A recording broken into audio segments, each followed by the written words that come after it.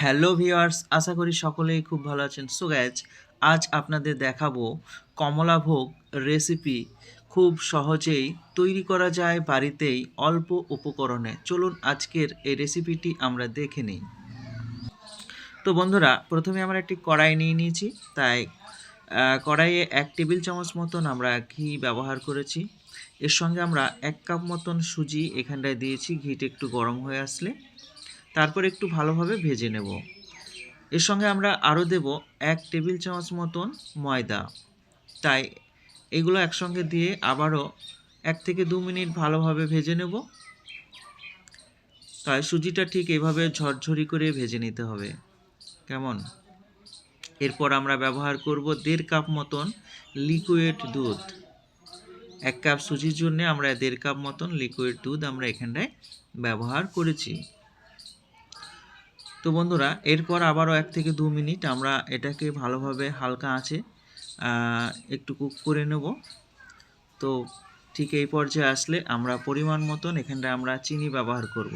তাই আমরা এখানে 2 টেবিল চামচ মতন চিনি আমরা ব্যবহার করেছি। আর এর সঙ্গে আমরা কমলাভোগের জন্য আমরা এখানে একটি কালার আমরা দিয়ে নিয়েছি। তো আপনারা একটি কালার ব্যবহার করবেন, কমলা কালার বা হলুদ কালার, যে কোনো একটা কালার আপনারা ব্যবহার করে নেবেন। তো ফাইনালি ঠিক এগুলা দেওয়ার পরে আবারও 2 থেকে 3 মিনিট ভালোভাবে আমরা এটা হালকা আঁচে জাল দিয়ে নেব। ঠিক এরকম একটা ড্রো তৈরি আসবে। তো এটা আমাদের কমপ্লিট হয়েছে। এবার এটাকে নামিয়ে নেব। এটা নামিয়ে নেওয়ার পরে একটু ঠান্ডা করার জন্যে 2 থেকে 3 মিনিট আমরা রেখে দেব। আর কুসুম কুসুম গরম থাকতে কিন্তু আমরা মিষ্টিগুলো তৈরি করে নেব। তো চলুন বন্ধুরা, পাশাপাশি আমরা একটি শিরা তৈরি করে নিই। শিরার জন্য আমরা এখানটায় 1 কাপ মতন চিনি ব্যবহার করেছি এবং 2 কাপ মতন পানি ব্যবহার করেছি। তো এবার আমরা এখানটায় হাত দিয়ে ছেনে একটা ড্রো তৈরি করে নেব।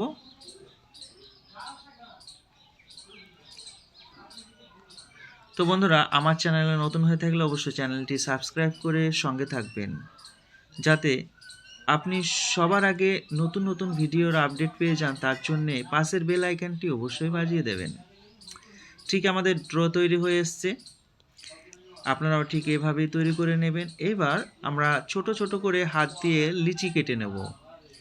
ঠিক মিষ্টির সাহায্যে কেটে নেব। ছোট বড় আপনারা যেরকম সাইজ পছন্দ করেন ঠিক সেরকম সাইজে আপনারা তৈরি করে নেবেন। তাই হাত দিয়ে ঠিক গোল গোল করে পাকিয়ে আমরা নেব। দেখতে পাচ্ছেন কত অসাধারণ হয়েছে। কোনো রকমভাবে এটা কিন্তু ফেটে যায়নি। আপনারাও ঠিক এভাবেই তৈরি করবেন। এটা দেখতে যতটাই সৌন্দর্য লাগছে, এটা খেতেও ঠিক ততটাই ভালো লাগবে। তো শিরায় আমরা ফ্লেভারের জন্য 1টি বা 2টো আমরা এলাচ ব্যবহার করেছি। তো মিষ্টিগুলো দেখতেই পাচ্ছেন কত সুন্দর হয়ে এসছে। এবার আমরা যে শিরা ঠিক এরকমভাবে ফুটে আসলে আমরা এবার মিষ্টিগুলো একটা একটা করে ছেড়ে দেব, কেমন? এরপর 4-5 মিনিটের জন্য আমরা হালকা আঁচে এটাকে জাল দিয়ে নেব বা কুক করে নেব।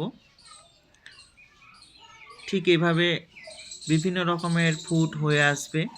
তো ফাইনালি যে ফুডে নামাতে হবে ভিডিওটি দেখুন, আমি সেই ফুডটা বলে দেব। ঠিক সেরকম টাইমে আপনারা নামিয়ে নেবেন।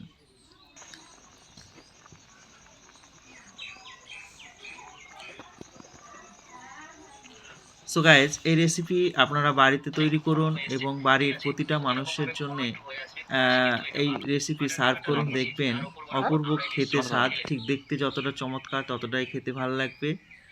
তো অবশ্যই